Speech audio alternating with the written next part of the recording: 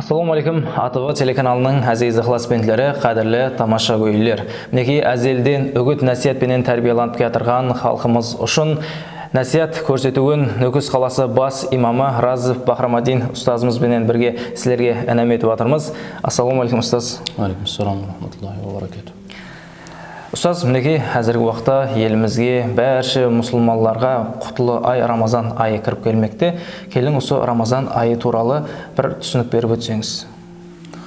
Бисмиллахир-рахманир-рахим. Алхамдулиллах, уссалату вассаламу ала расулиллах. Аллах табарак ва таалаға хамду саналар, пайғамбарымыз алейхиссаламға салауаты саламлар болсын. Алхамдулиллах, айлардың ең ұлысы болған, мехір мүрует белгісі болған ең ұлы ай Рамазан айы кіріп келмекте. Аллах табарак ва таала бұл кіріп келатырған Рамазан айын бәршелеріміз үшін, халқымыз үшін бір пайызлы, берекетлі, мүбәрек айлардан қылған болғай. Әлбетте, Рамазан айының кіріп келуі менен пайғамбарымыз саллаллаху алейхи ва саллям да әтрafınдағы сахабаларам, яки салиханлар, бәрше мүмин мұсылманлар бір үлкен таярлықпенен Рамазан айын күтіп алған. Себебі пайғамбарымыз алейхиссаламның хадислерінде де, Аллах табарак ва таала аят карималарында да бұл айдың басқа айлардан ұлы дәрежесі, сауапқа бір ие болулық бір имканият айы екенлігі хақында хабарлар берілген. Соның үшін әрбір мұсылман адам бұл айды жақсы күтіп алып, бұл айдың әрбір күнінен керек болатын болса, әрбір уақытынан үнемлі пайдаланылуға әрекет етулігі керек болады. Рамазан бұл араб тілінен алынған болып, қатты ысы, қызып шоқ болу, күйдіру деген мәнілерді білдіреді сөзлікте. Не үшін бұл атпенен, яғни Рамазан деп бұл ай аталған десе, оламаларымыз бұл ай күналарды күйдіретұғын, яғни күйдіріп жоқ қылып жіберетұғын болғалығы үшінам, міне осы атпенен аталған деп айтылады. Қала берсе, Рамазан айында Аллах табарак ва таала ибадатлардың ең ұлысы болған ораза тұтулық ибадатын фарыз қылған. Аллах Таала Құран-ы Кәрімде мархамат қылып айтады: "Ей иман келтіргендер, сіздерден алдыңғыларға фарыз қылынғанындай, сіздерге ораза тұтулық фарыз қылынды. Қане енді тақуалы болсаңыз" деп Аллах табарак ва таала мархамат қылады. Демек, бұл аяты каримаға назар тастайтын болсақ, Аллах табарак ва таала біз пайғамбарымыз Мұхаммад алейхиссаламның үмметінен алдыңғы үмметлерге де, яғни сол алдыңғы пайғамбарлардың үмметлеріне де ораза тұтулықты фарыз қылғанлығын айтпақта. Демек, міне сол қатары біздерге де Аллах табарак ва таала бұл айда ораза тұтулықты фарыз қылған. Бұл хижри 2-ші жылы Рамазан оразасы фарыз болған. Әлбетте, Рамазан айы бұл хижри қамари жыл есабындағы ай болып есапталады. Соның үшінен Рамазан айының хилалы, яғни айы шыққаннан кейін ораза тұтулық фарыз болады. Пайғамбарымыз алейхиссалам айтады: Рамазан айының оразасы тұтулық үшін, демек Рамазан айын көрулікпенен, яғни хилалы, яғни Рамазан айының шығулығы менен ораза тұтулықты баслам, һәм Рамазан айынан кейінгі айдың хилалы, яғни сол айдың шығуы менен ораза тұтулықты тоқтатын деп мархамат қылады. Енді ұстаз, Рамазан айының пазилетлерін әйне әзіргі уақытта Телеграм, Инстаграм, Фейсбук, бәрше социал тармақларда пазилет уз, насият уз, альбируни уз каналлар жұмсалып барып жатыр. Солардан қарап отырып, біраз пазилетлерін естігенбіз. Келін осы телетамаша көйлерге де пазилеті хақында бір айтып өтсеңіз. Жоғарыдан айтып кеттік, Рамазан айы бұл пазилетлерге бір үлкен бір имканиятларға ие болған ай дедік. Себебі пайғамбарымыз алейхиссалам әрдайым Рамазан айы кіріп келмесінен алдын сахабаларға сондай бір уаз насият қылатын еді. Бұл айдың әр жылы пазилетлерін, берекетлі бір ай екенлігін, бұнdan сахабалар өнімлі пайдаланылуы керек екенлігі хақында әрдайым насият қылатын еді. Міне осы хадислердің бірінде Салман Фарси разияллаху анху рауаят қылған хадисте мархамат қылып айтады: Пайғамбарымыз алейхиссалам Рамазан кіріп келместен алдын міне осындай деп мархамат қылды дейді. Яғни сіздерге ұлы ай сая салып тұрыпты. Бұл айда 1000 айдан жақсы болған бір түн бар. кім бұл айда бір жақсылық менен, яғни бір сауап іспенен Аллах Тағалаға жақсылық қылатұғын болса, басқа айда бір фарызды бежергендей болады. Кім бұл айда бір фарызды бежерсе, басқа айда 70 парызды бежергендей болады. Бұл ай сабыр айы, сабырдың сауабы жәннет. Бұл ай басқаларға мейір-мұрует көрсететұғын ай. Бұл айда мүмин мұсылманлардың рызықсы зияда қылып беріледі.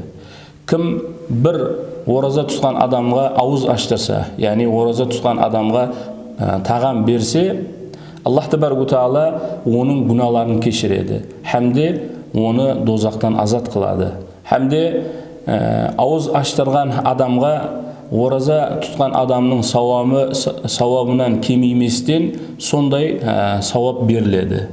Міне сол уақытта сахабалардың бірі: "Я Расулуллах, біздердің әр біріміз ораза тұтқан адамға тағам берулікке, яғни оның аузын аштырулыққа имканиятымыз жоқ" деген мәніде айтқанда, пайғамбар алейхиссалам айтқан екен: егер бұл істі, яғни сол ауыз аштырулықты азғандай сүтпенен болсын, яки бір құрма менен болсын, яки бір жұтым су менен болса да әмелге асырса, сол сауапқа еріседі. Хәмде кім ораза тұтқан адамның қарнын тойдыратуын болса, Аллах Тағала оның күнәларын кешіреді. Һәм менің хаузымнен су ішеді. Ол жәннетке кіремен дегенше шөллемейді деп пайғамбарымыз саллаллаху алейхи ва саллям міне осы хадис шарифте мархамат қылып айтады. Сондай-ақ осы хадис шарифтің давамында бұл айдың дәслепкі оңкүрлігі рахмат оңкүрлігі, екінші оңкүрлігі мағфират, яғни гүналар кешірілетұғын оңкүрлік, үшінші оңкүрлік бұл дозақтан азат болулық оңкүрлігі деп пайғамбарымыз саллаллаху алейхи ва саллям мархамат қылады. Сондай-ақ және бұл айдың фазилетлерін айтып отырып пайғамбар алейхиссалам айтады: кім өзінің қол астындағы қызметкеріне бұл айда бір жеңілдік қылатұғын болса, Аллах Тәбәрәк Тағала оның күнәларын кешіріп, оны дозақтан азат қылады деп мархамат қылады. Міне осы хадис шарифке назар тастайтұғын болсақ, пайғамбарымыз алейхиссалам Рамазан айының бірнеше фазилетлерін санап өтеді. Мәселен, бұл айда сондай бір түн бар екенлігі, яғни бұл қадір түні 1000 айдан абзалырақ болған, жақсы болған бір түннің бар екенлігі. Сондай-ақ бұл ай бір сабыр ай екенлігі, сабырдың сауабы, яғни оның сыйлығы тек жәннет болатұғылығын айтпақта. Және бұл ай мейір-мұрует ай екенлігі. Сондай-ақ бұл айда кім өзінің қол астындағы қызметкерлеріне, яғни сол қол астындағыларға бір жеңілдік қылып беретұғын болса, оларға имканият дәрежесінде бір қолайлылық қылып беретұғын болса, Аллах Тәбәрәк Тағала ол инсанның күнәсін кешіріп, хәттеки оны дозақтан азат ететұғылығын айтпақта. Міне осыған ұқсаған фазилетлерге толы болған Рамазан айы кіріп келмекте. Әлбетте әр біріміз бұл Рамазан айының қадіріне жеткен халда имканиятымыз дәрежесінде әр бір уақытынан үнемлі пайдаланып, жақсылықлар менен, үлкен сауаплы іслер менен, хайыр сахауатлы іслер менен, ибадатлар менен бұл айды имканият дәрежесінде өткізулікке әрекет етуіміз керек болады. Сондай-ақ бұл Рамазан айы Құран Кәрімде һәм мархамат қылып айтылынады. Құран түсірілген ай болып есептелінеді. Құран Кәрімде жақсы білеміз, бұл мүминлер үшін, яғни ислам дінінің негізгі хүкімлерінің негізі болып есептелінеді. Демек, Құран Кәрімде мархамат қылып айтады: "Шахру Рамадан аллази унзила фихил Құран" дейді. Яғни Рамазан айы бұл айда Құран түсірілген, яғни назыл қылынған ай деп айтылынады. Міне соның ұшынан Рамазан айында көбірақ мүмин мұсылманлар Құран тилауаты менен өткізеді. Уламаларымыздың, салафи салихинлардың өміріне назар тастайтұғын болса, олар Құран Кәрімді басқа айларға қарағанда Рамазанда көбірақ хатым қылуға әрекет еткен. Міне әлхамдулилля, Қырғызстан мұсылманлары қазиятына қарасылы болған 50-ден астам мешітте биыл қариларымыз тарапынан Құран Кәрім хатым қылынады. Бұл дегені қанша Qur'oni Karim ko'p o'qiladigan bo'lsa, elimizde, xalqimizning ishinde Alloh tabaraka taolaning nuri jaulladi degani. Qancha Qur'oni Karim demak tilovat qilib o'qiladigan bo'lsa, Alloh tabaraka taolaning bir bereketi tushadigan bir yerga aylanadi. Alhamdulillah, mana shunday bir imkoniyatlarni hukumatimiz tarafidan jaratib berilib o'tiribdi. Albatta bu uchun biz mu'min musulmonlar, ya'ni xalqimiz tek alhamdulillah, ya'ni Alloh taolaga hamd aytib bir shukrlik qilib qo'yishimiz kerak bo'ladigan ekan. Yuqorida aytib ketganimizdek, alhamdulillah, mana barcha meshitlarimizda tarovih namozlari o'qiladi. Ya'ni aso 61 meshitimiz bor, alhamdulillah, hozir Qoraqalpog'iston musulmonlar qaziyatini qarasida har bir meshitda tarovih namozi o'qiladi. Ro'za tutgan adamlar so tuni menen uyqusidan kechib, mana shunday tarovih namozlariga qatnashadi. Buning ham savobi ulug' bo'lib hisoblanadi. Sababi payg'ambarimiz alayhissalom aytadi, kim isengen halda, ya'ni iymon keltirib, savob umidinde Ramazonning tunlarini uyqulamasdan o'tkazadigan bo'lsa, ya'ni ibodat qiladigan bo'lsa, Alloh taolo oldingi gunohlarni kechiradi deb marhamat qilgan. Demak, mana shunday bir Ramazonning kunduzida, tunida ulkan bir bendening ko'pligan savoblarga erishib qoluvligi uchun bir imkoniyat oyi bo'lib hisoblanadi ekan. Ustoz, endi bir bizler o'quvimizga qaraganda Ramazon ayı ihson, xayr, saxovat ayı deb de ataladi ekan. Bu ayda berilgan sadaqalarning, xayr, ihsonning siylig'i, savobi qay darajada? Haqiqatan ham bu ayning mehr muruvvet ayı yoki so bir saxiylik ayı bo'lib hisoblanadi.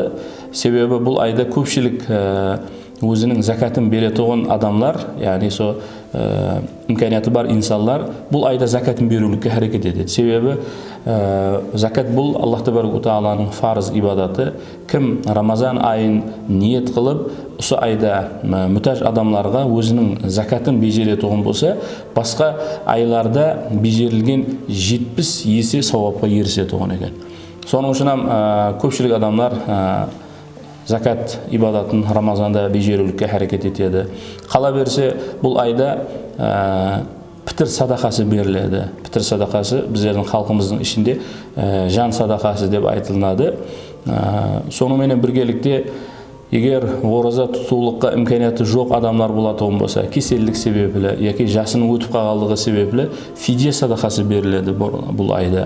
Demak, bu o'xshagan shariatimizda belgilab qo'ygan sadaqalar, ihsonlar xalqimizning, ya'ni shu muhtoj insonlarning qo'lina borib tushadigan bo'lsa, o'sha Ramazon oyining bereketidan foydalanib o'tirgan bir insonlar bo'lib hisoblanadi.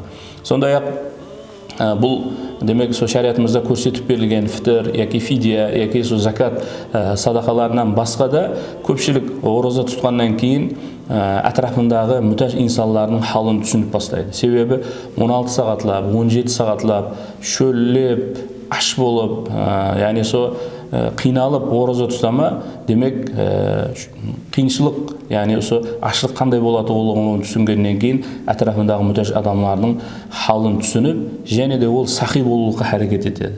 Sonra meni birgalikda mana shu yuqoridagi hadislarda aytilganidek bir nafil ibodatni bejaradigan bo'lsa, ya'ni bir nafil sadaqani bejaradigan bo'lsa, boshqa ayda bir farzni bejargandek bo'ladi degan payg'ambar alayhissalomning aytib ketgan hadislari bor. Usugan quloq solgan holda ko'proq sadaqa berib, ihson qilishga harakat etadi. Ustoz, endi ko'pchilik insonlar o'sha Ramazon oyida ro'za tutgandan keyin sol og'zashar vaqtda uzundan uzun sonday duolarni qilib o'tiradi, ham o'sha oyda duolar qabul bo'ladi deb ular juda isinadi. O'sha Ramazon oyining tag'ir fazilatlarining biri o'sha oy duolarning qabul bo'ladigan oy deb hisoblanadi ekan. Haqiqatan ham o'sha Ramazon ayı yuqorida aytib ketganimizdek ulug' fazilatlarga ega bo'lgan ay bo'luvi bilan birgalikda bu ay yana bendelarining Alloh tabaraka taolo duolarini qabul bo'ladigan, ya'ni qabul qiladigan bir ay bo'lib hisoblanadi. Payg'ambarimiz alayhissalom 3 topar odamning duosi hech qachon qaytarilmasdan qabul qilinadi. Ularning biri ro'za tutgan odamning duosi degan payg'ambar alayhissalomning hadisi bor. Demak, ro'za tutgan odam qo'ldan kelganicha Alloh tabaraka taolo buyurgan ro'zani bejarib, kunduzi qiynalib ro'za tutadi hamda Alloh tabaraka taolaning so vaqtni belgilab qo'ygan, ya'ni so shariatimizda aytilgan күн батқан уақытта Аллах тәбәрәк тағала дуа қылып, яғни осы тұтқан оразаны Аллахым сенің разылығың үшін тұттым, Аллахым менің өткен күнәларымды өзің кешіргейсең деген мәнеде Аллах тәбәрәк тағаладан бір дуа қылып, Аллах тәбәрәк тағаладан сол қалеген өзің сорап отырған дуаларын сорайды, тілеклерін білдіреді, ниет қылады. Әлбетте Аллах тәбәрәк тағала міне осы ораза тұтып отырған адам ауыз ашып отырған уақыттағы дуасы Аллах тәбәрәк тағаланың алдында бір мәртебелі, сондай бір уақыт болғанлығы үшін Аллах тағала да оның дуасын қабыл қылатын екен.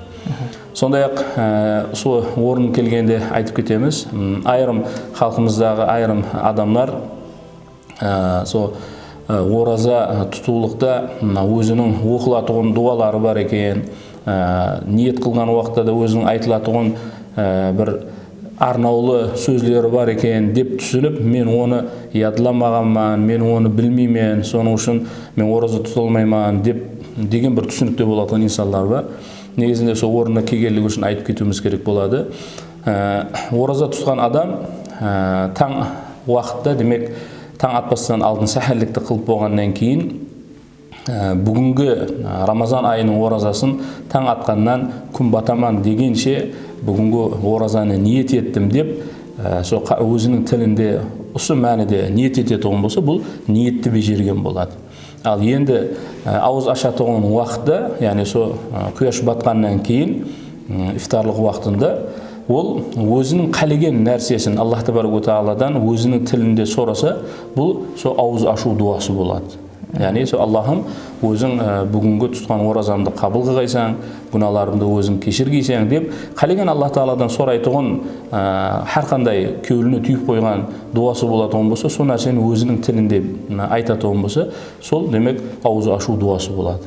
Демек ораза тұтылған міне осындай бір ансат болған бір ибадат екен. Енді хақиқатан көпшілік уақытта Рамазан айының кестелері, сол уақытта қай уақытта ауыз ашады, қай уақытта ауыз жау керек деген кестелерде араб тіліндегі дуалар, яғни ниетлер келтіріледі. Мәселен, навайту ан асума саума шахр рамазан деген, мәселен, Рамазан айының оразасын тұтулықты ниет еттім деген мәнідегі өз негізінде оның арабшасын айтып отыруым шарт емес. Дуа қылған уақытта оның арабшасын білмейтұғын болса, әпуай өзіміздің тілімізде дуа қылып ауыз ашса, демек бұл оның оразасы дұрыс бола береді оған екен. Егер арабшасын айтқысы келіп отырған инсандар болса, жоғарыда өзіңіз айтқандай кестелердің астындағы дуаларға қарап отырып оқыса болады ғой? Дұрыс болады. Қағазға қарап мен арабшасын оқимын дейтұғын болса, қағазға қарап дуа қылса, бұл дұрыс болмайды оған екен. Демек, Рамазан айының парыз оразасын тұту оншайлы қатты қиын емес екен. Әлбетте, ұстаз, осы жерде және бір нәрсені айтып өтсеңіз, себебі инсандар мен жұмыс уақытында жұмыста боламын, маған қиын болып қалады, ораза тұту, мен шыдай аламын ба, мен ашқа шыдай алмаймын деген сондай инсандар болады. Меніңше, ораза тұту бұншайлы қатты қиын емес. Хақиқаттан айрым адамдар, яғни сол ораза тұтып көрмеген адамдар ораза тұтулықты қиын деп ойлайды. Себебі 15 сағатлап, 16 сағатлап аш жүру, ямысам шөллеген уақытта су іше алмаулық бір қиын деп ойлайды. Бірақ ораза тұтып көргеннен кейін, 1-2 күн ораза тұтқаннан кейін, бір жүдә бір ансат, әфуайы ибадат екен ғой, бірақ сонымен бірге үлкен сауап алатын екен біз ғой деп кейіннен түсініп қалады негізінде. Соның үшін халқымызға айтатұғын нәрсе, яғни сол ораза тұтулықты ниет етіп, бірақ еле оразаны бастай алмай отырған адамдар болатұғын болса, бұл әпуайы бір, яғни сол күнделікті өзіміздің жұмыстарымызбенен біргелікте бежерілетуін бір ибадат. Мәселен, жұмысқа барып келеді олар, өзінің жұмысына барып келіп, яки жаңағы дүканларда сауда істейді олар, базарларда сауда істейді олар, өздерінің саудаларын істеуменен біргелікте бежеріле беретуін, сонымен біргелікте тұтыла беретуін бір әпуай бір ибадат болып есептелінеді. Бұндан ешқандай бір қорқулықтың керегі жоқ. Қала берсе, ораза тұтқан адамға Аллах тәбәрәк тағаланың өзі жәрдемші болады. Хақиқаттан кейбір адамдар айтады, мен сол оразаны қиын деп жүріп едім, бірақ қарасам, бір Аллах тәбәрәк тағала жәрдем беріп, бір үйреніп кеттім деген мәнінде гәплерді айтады. Соның үшін бұл ораза тұтулықтан біз ешқашан қорықпаулығымыз керек, һәм екіленбеуіміз керек болады оған екен. Әлбетте, сол ораза тұтқан уақытта біз Аллах тағалаға ықылас қылып, ниет етіп, Аллах тәбәрәк тағаладан ораза ибадатының сауабына мені ерістіргейсең деген мәніде әмелге асыратын болсақ, әлбетте Аллах тәбәрәк ва тағала оның дуаларын қабыл қылады, ниетін қабыл қылады. Бүгін неге көрсетуімізде Рамазан айының фазилетлері туралы, оның сауаплары туралы, сыйлықтары туралы біраз мағлұматқа ие болдық. Ұстаз, берген мағлұматларыңыз үшін сізге көп-көп рахмет айтамыз. Әлбетте, неге халқымызда Рамазан айына тайын деп ойлаймыз, әместе сондай ораза тұтуды ниетлеп, қаст етіп қойыпты деп ойлаймыз. Азиз тамаша көйлер, біздерді әмеше бақылап баруыңызды мәслихат береміз. Себебі алдағы уақытларда осы Рамазан айы туралы еледе көбірек мағлұматларды сізге ұсынуға барынша әрекет етеміз. Демек, әзиздер, осыныңменен бүгінгі көрсетуімізді жұмақлаймыз. Сізбенен жақсы күнде, жақсы кейпиятта АТV телеканалында көріскенше, қош, сау, саламат болың.